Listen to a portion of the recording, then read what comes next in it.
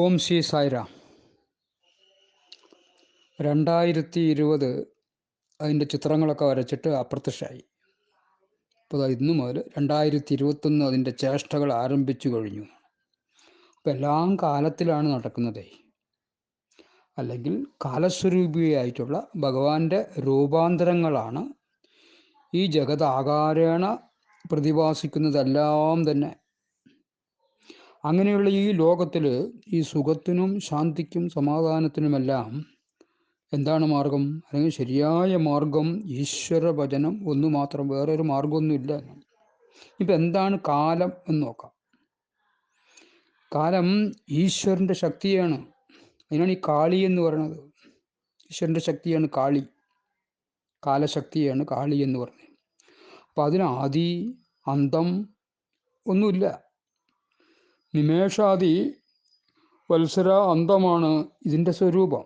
അപ്പം എന്നൊക്കെ പറയാം നമുക്ക്.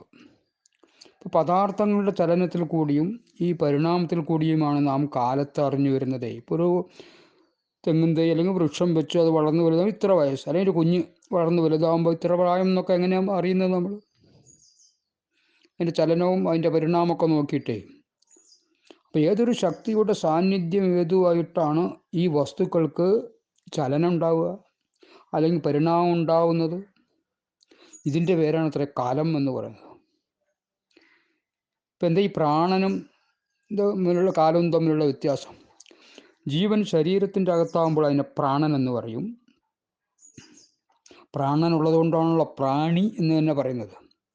ഇനി അത് പുറത്താകുമ്പോഴോ അതിന് കാലമെന്നും ചിലർ പറയും. ഇപ്പോൾ ഒരാളുടെ സുഷുപ്തിയിൽ അല്ലെങ്കിൽ ഡീപ്പ് സ്ലീപ്പിൽ മനസ്സില്ല, പക്ഷെ പ്രാണനുള്ളത് കൊണ്ടാണ് അയാൾ മരിച്ചിട്ടില്ല എന്ന് നമ്മൾ അറിയുന്നതേ.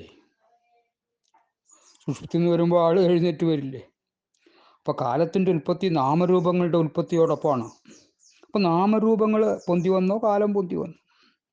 അപ്പോൾ നാമരൂപങ്ങളുടെ അന്തമാണ് കാലത്തിൻ്റെ അന്തവും. എന്താണ് കാലം? അതായത് യഥാർത്ഥ സംഭവം ഇതാണ്. രണ്ട് സംഭവങ്ങൾ അല്ലെങ്കിൽ രണ്ട് ചിന്ത എടുക്കുക. അപ്പോൾ ഈ രണ്ട് സംഭവങ്ങളുടെ ഇടയിലുള്ള ഇൻ്റർവെല്ലുണ്ട് അല്ലെങ്കിൽ ഇടവേളയുണ്ട്. ഇതിനെയാണ് കാലം എന്ന് പറയുക.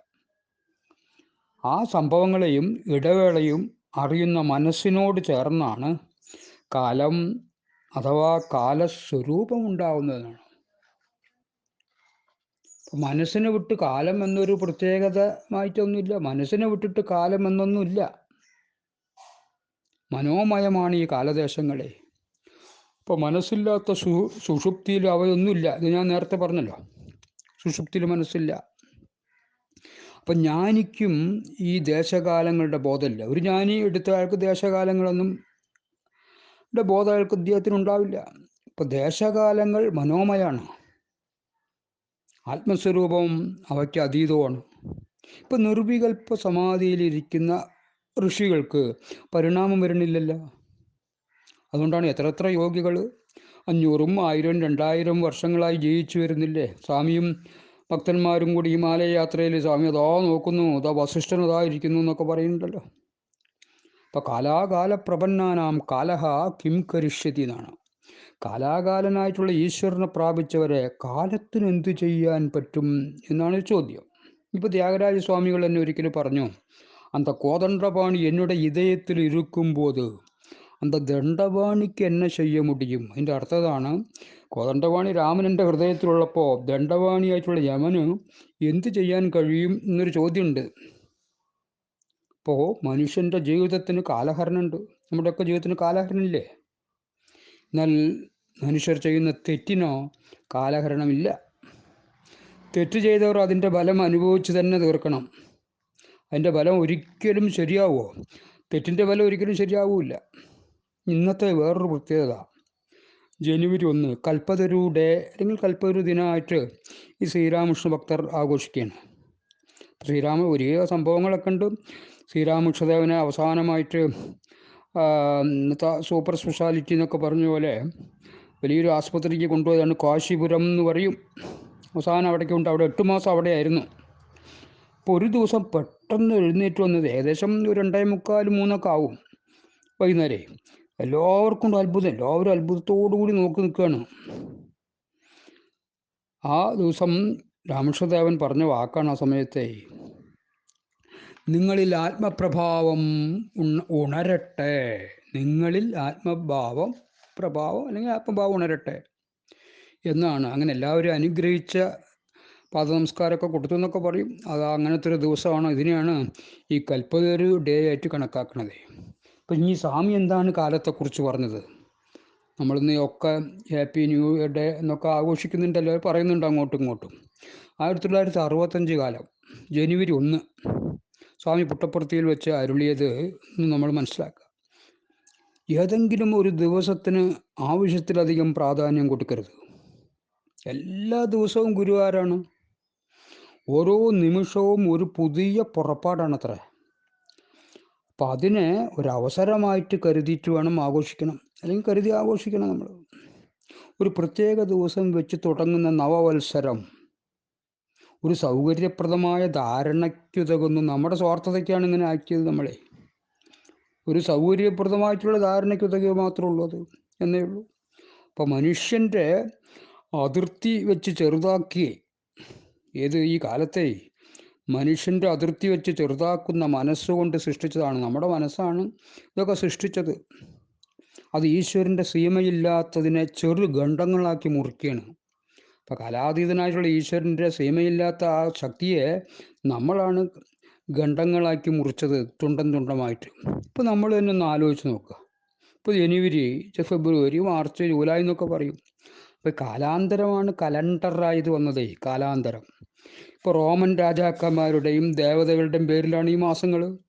ഓർത്ത് നോക്കിയാൽ അറിയാം. മാർസ് എന്ന യുദ്ധദേവതയുടെ പേരിൽ മാർച്ചായി, ജൂലിയസ് സീസറുടെ പേരിലോ ജൂലൈ ആയി, അഗസ്റ്റസ് സീസറുടെ പേരിൽ ആഗസ്റ്റായി, ജാനസ് എന്ന ദേവതയുടെ ജനുവരി, ഇങ്ങനെ പോകുന്നു. ഇതാണ് നമ്മൾ എപ്പോഴും പറഞ്ഞുകൊണ്ടിരിക്കുന്നത്. അപ്പം സത്യത്തിൽ സ്വാമി പറഞ്ഞത് കാര്യം മനസ്സിലായില്ല. അതാണ്. ഇനി ഭജഗോവിന്ദത്തിൽ ഇത് തന്നെ പറയുന്നതാണ്. ദിനയാമിന്യോ സായം പ്രാത ശിശിരവസന്തൗ പുനരായാത കാലക്രീഡതി ഗച്ഛത്യായു തതഭിനമുഞ്ചത്യാശാവായു ഭജഗോവിന്ദം ഭജഗോവിന്ദം. അതായത് ശിശിരവും വസന്തവും വീണ്ടും വീണ്ടും വരികയാണ്. ഇപ്രകാരം കാലം ഇങ്ങനെ കളിച്ചുകൊണ്ടിരിക്കത്രേ. അപ്പം നമ്മുടെ ആയുസ്സാകട്ടെ പോവുകയും ചെയ്യുന്നു. എന്നിരിക്കലും ആശാവായു ഉണ്ടല്ലോ, എന്നാണെങ്കിൽ ആശാവായു ഉപേക്ഷിക്കുന്നില്ല, മോഹങ്ങളൊന്നും പോണില്ല എന്നാണ്. അതുകൊണ്ടാണ് ഇങ്ങനെ മോഹമുഗ്ധരം എന്ന് ഭജഗോവിന്ദന് വേറൊരു പേര്. മോഹത്തെ ഉലയ്ക്കൊണ്ട് അടിക്കണം എന്നുള്ളതാണ് പറയണത്. ഇപ്പോൾ മോഹിനീസൂദനെ കിട്ടണമെങ്കിൽ എന്ത് ചെയ്യണം? മോഹങ്ങളൊക്കെ പോകണം എന്നുള്ള തത്വമൊക്കെ ഒന്ന് തന്നെ പറഞ്ഞത്. ഇനി എന്താണ് ശാസ്ത്രം പറയുന്നത്?